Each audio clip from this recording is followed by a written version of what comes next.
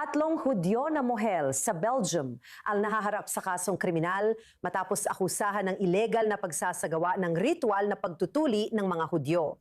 Sa libu-libong taon, mahalaga ang papel ng mga mohel sa pagsasagawa ng Brit Mila sa ikawalong araw matapos ipanganak ang batang lalaki. Sa Belgium na nakakaranas ng tumitinding anti-Semitismo, may batas na naguutos na ang pagtutuli ay dapat gawin lang ng lisensyadong doktor. Noong isang taon, umaresto ang pulisya ng Antwerp ng ilang tao matapos ang raid.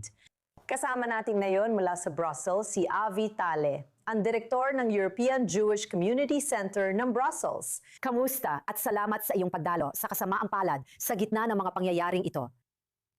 Ay, Amelia, magandang makita ka. Salamat. Siyempre, kaya ipaliwanag mo. Alam kong matagal nang pinagmumulan ito ng sakit at pananakot sa komunidad ng mga Hudyo sa inyong bansa. Ipaliwanag ang nakapanghihinang loob na pakiramdam at paano ito hinaharap ng mga tao.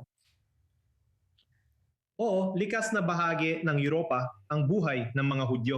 At ang Brit Mila ay naging bahagi ng buhay ng mga Hudyo sa Europa sa loob ng literal na libu-libong taon. Ang komunidad ng mga Hudyo sa Belgium ay isang kahanahanang komunidad na nagbibigay ambag sa lipunan sa lahat ng larangan ng buhay. Ang komunidad ng mga Hudyo sa Antwerp, ito ay isang masiglang komunidad ng mga Hudyo.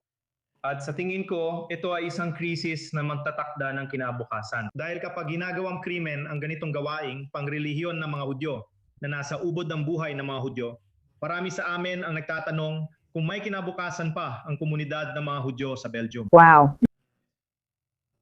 Nakakawalang gana naman. Alam mo ba kung kailan naging epektibo ang batas na ito?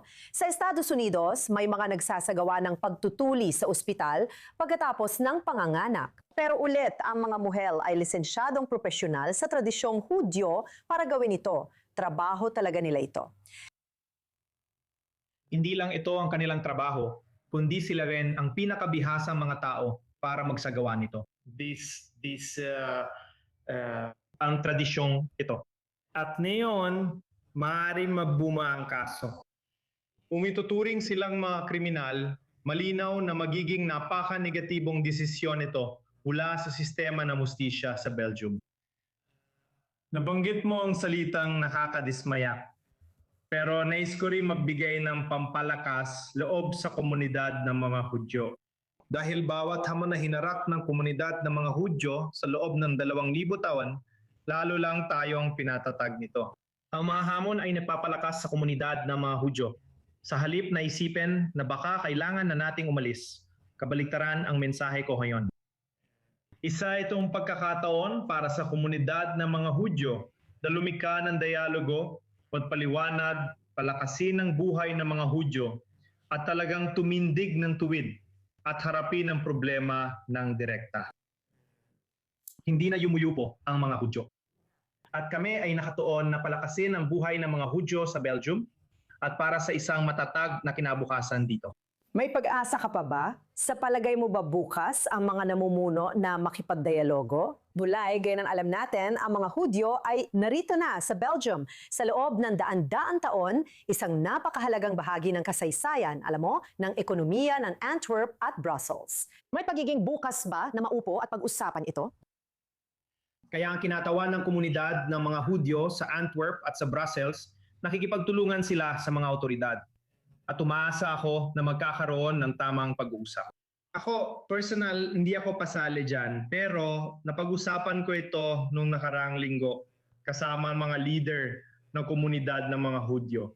At narinig ko ang kanilang mga opinyon. Ako umasa. Sa tingin ko, kailangan maging matatag ang komunidad ng mga Hudyo. Kailangan nating tingnan ang antisemitismo ngayon ay pandaigdigan. Dahil sa uri ng komunikasyon, parehong issue ang makikita mo sa Belgium. Dati akala natin ligtas ang London at UK. Pero ngayon makikita mo na pareho lang ang mga problema sa buong mundo. Kaya ang sagot sa pandaigdigang antisemitismo ay ang pandaigdigang katatagan ng mga Hudyo. Para sa akin, ito lang ang sagot. Bakit? Dahil kailangan nating maging masaya, kailangan nating maging matatag, at kailangan nating maging malinaw ang isipan ngayon, higit kailanman. Hindi natin alam kung anong dadalhin ng mga susunod na taon. Dahil dito, kailangan natin ng mga komunidad ng Hudyo na handang mumarap sa hamon at makipagtulungan sa nakararami sa lipunan. Dahil hayaan ninyong sabihin ko, ang pakiramdam ko ay karamihan sa lipunan ay sawa na sa pang-aaway sa iba. Alam mo, nakialam ang Estados Unidos at Israel na tinawag itong kahiyahiyang mansa sa Belgium. Iniisip ko na may suporta, hindi nakakagulat mula sa Israel. Pero sa US, may ginagawa ba sila para makialam at kausapin ang tamang tao at sabihing, oy, kailangan nating lutasin ito o mawawala ang komunidad ng mga Hudyo at maaapektuhan ang ekonomiya?